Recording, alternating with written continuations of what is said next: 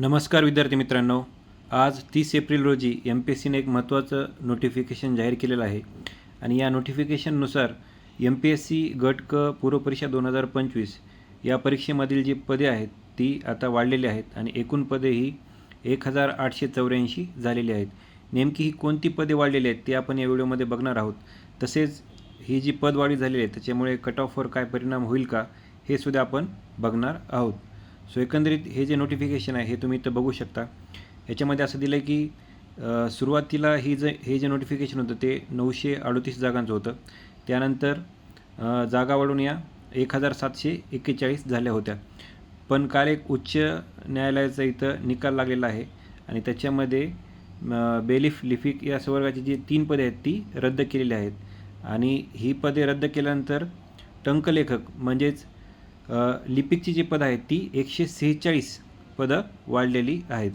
So bailiff लिपिकची हे 3 पदं जरी रद्द झाले असेल तरी अजून 146 पदं वाढलेली आहेत. सो एकंदरीत आता टोटल जी इथं पदे आहेत ती आहेत 1884.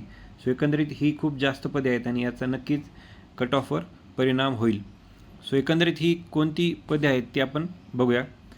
याच्यामध्येच आपण बघितलं तर परिवहन आयुक्त महाराष्ट्र राज्य मुंबई हे जे कार्यालय इथं लिपिकचे 72 पदे वाढलेली आहेत.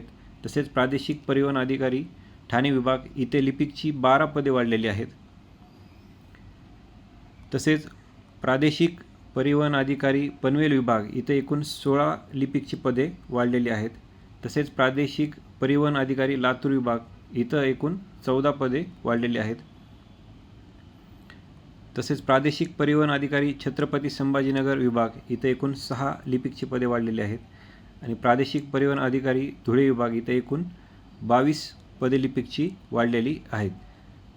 तसेच जो शेवटचा विभाग आहे तो आहे अमरावती विभाग प्रादेशिक परिवहन अधिकारी इथे एकूण क्लर्कची 4 पदे वाढलेली आहेत. सो एकंदरीत आपण बघू शकता की प्रादेशिक परिवहन अधिकारी हे जे विविध विभाग आहेत इथं लिपिकचे पदं वाढलेली आहेत आणि या टोटलच्या जागा आहेत त्या 1884 झालेल्या आहेत. या ॲडवर एक केस होती, त्याच्यामध्ये जी बेलिफ लिपिक जी पदं आहेत ती वेगळी करण्यासाठी याच्यावर एक केस होती, ती काल रिझॉल्व झालेली आहे आणि ती पदे याच्यातून वगळण्यात आलेली आहेत. त्याच्यामुळे जो रिझल्ट डिले होत होता तो आता नक्कीच आयोग आज किंवा येणाऱ्या 3-4 दिवसामध्ये आयोग नक्कीच याचा रिझल्ट जाहीर करेल. तसं आपण याचा कट ऑफवर काय परिणाम होईल ते पाहूया. त्याआधी तुमच्यासाठी एक सर्वात महत्त्वाची इथं गोष्ट म्हणजे टेक्स्टबुकचा जो ग्रँड पास सेल आहे त्याचा आज शेवटचा दिवस आहे आणि हा पास इयरली पास आहे आणि याची प्राईस 439 आहे. याच्यामध्ये कोणते एक्स्ट्रा चार्जेस नाहीत. या पासमुळे तुम्ही PIQ तसेच टेस्ट सिरीजची प्रॅक्टिस करू शकता. UPSC, SSC, बँकिंग तसेच आपलं गट ब गट क ची जी पूर्वपरीक्षा येणार आहे त्याच्यासाठी सुद्धा तुम्ही इथं PIQ ची टेस्ट देऊ शकता. तसेच नवीन टेस्ट सिरीजसुद्धा इथं देऊ शकता. सर्व परीक्षांसाठी हा एकच पास आहे आणि आज शेवटचा दिवस आहे, त्याच्यामुळे तुम्ही हा पास नक्की घ्या. 439 रुपयेच तुम्हाला लागतील, याच्यावर कोणता एक्स्ट्रा चार्जेस लागणार नाहीत आणि याची लिंक तुम्हाला डिस्क्रिप्शन बॉक्समध्ये मी दिलेली आहे. सो हे लक्षात ठेवा, आज शेवटचा दिवस आहे. या पासचा तुम्हाला नक्कीच फायदा होईल. सो एकंदरीत आपण कट ऑफचा जर याच्यावर फरक बघितला तर 1884 पदं झालेले आहेत आणि मुख्य परीक्षेसाठी एकंदरीत 16 पट विद्यार्थी घेतले जातात. सो 30,144 किंवा त्याच्यापेक्षाही जास्तच विद्यार्थी मुख्य परीक्षेसाठी पात्र होतील. जर आपण बघितलं तर हा मागच्या वर्षीचा कट ऑफ आहे आणि मागच्या वर्षी 1616 पदं होती आणि त्यानुसार हा कट ऑफ होता 48.25.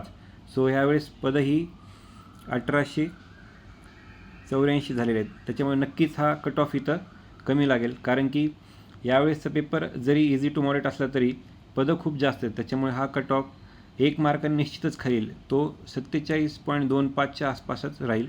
सो एकंदरीत हा एक्सपेक्टेड कट ऑफ आहे ओपन जनरलसाठी आणि फिमेलचा मागच्या वेळेस 45.25 होता आणि हा सुद्धा कट ऑफ इथं नक्कीच 44.50च्या आसपास येईल. सो मागच्या वर्षीपेक्षा प्रत्येक कॅटेगरीचा कट ऑफ हा 1 ते 1.5 मार्काने कमी लागू शकतो. तुम्ही इथं तुमची कॅटेगरी बघू शकता आणि त्याच्यामध्ये 1 ते 1.5 मार्क कमी यावेळेस कट ऑफ लागू शकतो. सो एकंदरीत हे लक्षात ठेवा, ओपनसाठी हा 47.25च्या आसपासच हा कट ऑफ लागेल आणि रिझल्ट आज लागण्याची दाट शक्यता आहे. आज जर लागला नाही तर येणाऱ्या सोमवारी मात्र रिझल्ट इथं नक्की लागू शकतो. सर्वांना शुभेच्छा. धन्यवाद.